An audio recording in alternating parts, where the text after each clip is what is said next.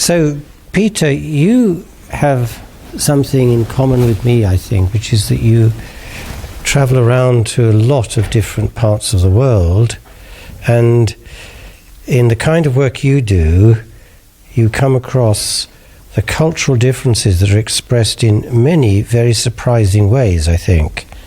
Particularly how you find that this kind of way in which you would do something in an industry or a university or in research in one country is simply not what you would think would be transferable to another. Am I right in that? Yes. But there's also, it's also true, and if you have a business that tries to work to some extent everywhere in the world, that everywhere they cook with water. So the trick is to try and take it straight back to the common ground so that you can talk to each other better. Whatever the differences are, it works best in terms of communication if people really know where they're from and what they stand for. It doesn't matter what the culture is or the tribe or the background. Yes. So looking for the commonality and finding where it is that people can say, okay, we're with you, is more important in your view than... Especially in the differences. Yes. Absolutely. Yet it's still true, of course, that things can be undone because of those differences if we're not careful. Is that a... Totally. Yes. No question about it. So having that vision to know where the reefs are, where the rocks are, in the way in which you, to use that analogy. Yeah. The other thing I always do is I completely ignore borders, because I think those are very artificial. I mean, if you take the United Kingdom, there are many different tribes within it, if I can call it that, or South Africa or China, everywhere else, and we make a big mistake of stereotyping, one type to another. When you're actually on the ground and you go right down to what is the actual issue and how is it, then it's very easy to find the commonalities, and you brush all that aside. Right. Do you have any good examples of where finding commonality was either initially difficult and then eventually you got there, or is that the wrong way to look at it? Is it a mindset that leads you to look for commonalities? Very often, companies want to do much the same thing wherever they are. Right. So if you like, you're faced with one commonality. I want to sell my product in Timbuktu, and here I'm Unilever or whatever. Or I want to have my taxis, I'm Uber, running in Korea in the same way as in San Francisco. So you approach that.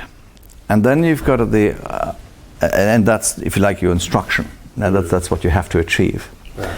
But if you go at it that way, then of course, why should anyone accept how something is done in one country has to be done in another country, if you see what I mean, or another place?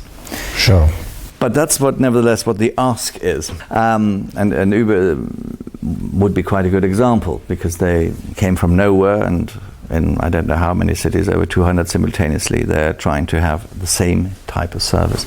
And their customers expect the same type of service or the same type of product.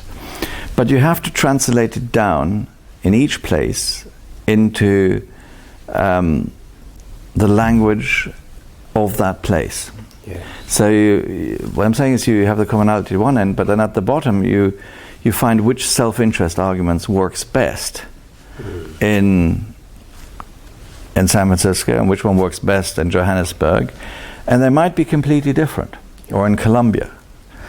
And in one country you find that politicians use taxi drivers to harness votes, and in other countries you find actually the development of IT means that we want more of this kind of app-related taxi business, to take that example. You never know what works, but at the end of the day, the commonality is the self-interest on the one level, and the identical thing that the client wants to achieve in all the different countries. Right. I work in medical research and view the way in which that can have obvious commonality in different countries. Most that around the world, after all, will be using the same scientific understanding, in most cases the same kinds of illnesses and disease. But if you ignore the local ways in which the health service operates, the products, that is, the pharmaceutical products, are marketed, what kind of market you've got, of course, you can't sort things out. So there would also be an example possibly of what you're talking about, a commonality in one sense, common science, which after all is universal, all the science is published and you can access it, and a commonality also of wishing to treat the sick. But when you get down to the detail, you've obviously got to take account of the way in which that can be implemented in a particular country. And money, affordability, development aid, there's 1,000 different variables that come into it.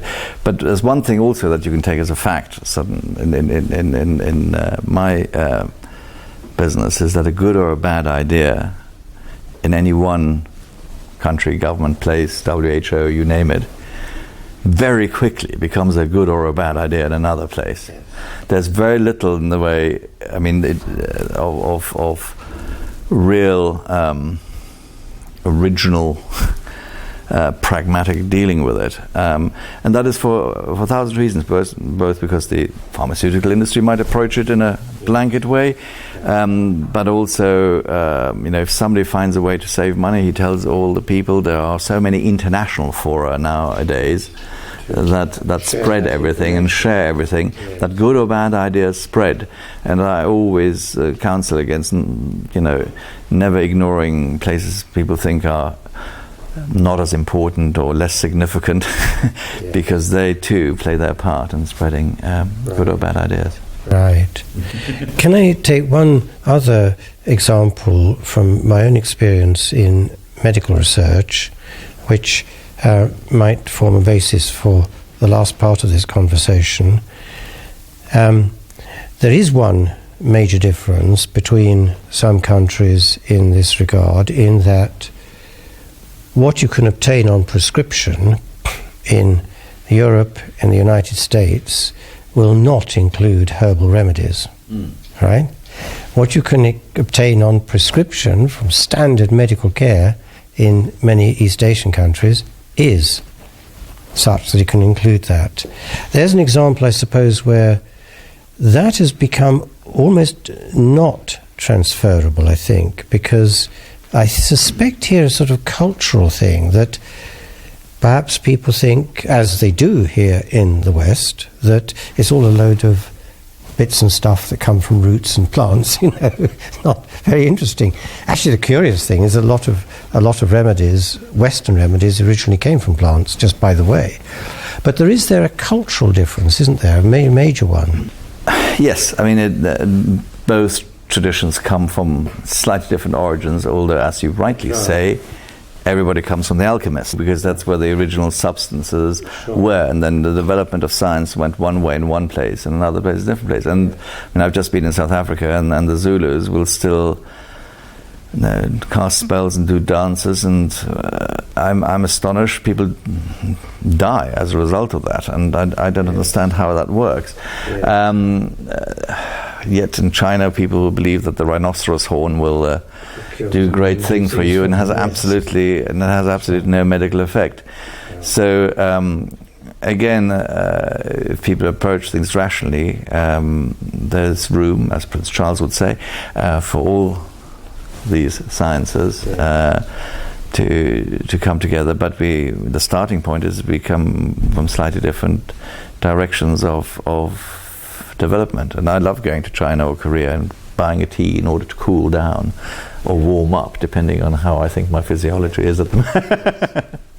So, despite all the commonalities, there are going still probably to be some differences, aren't there? Yes, but you go back to the first point. I think it's a really helpful starting point, that everywhere you cook with water. In other words, there is a basic thing where we are all people, whatever race or color, and we all have to have functioning systems.